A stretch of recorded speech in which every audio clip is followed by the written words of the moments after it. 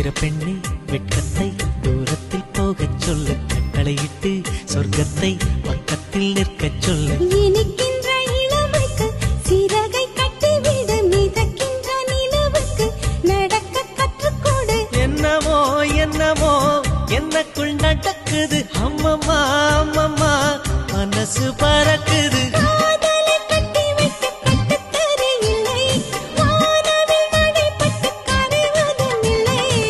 வானத்து நிலவெடுத்து வாசலில் வைக்கட்டுமா?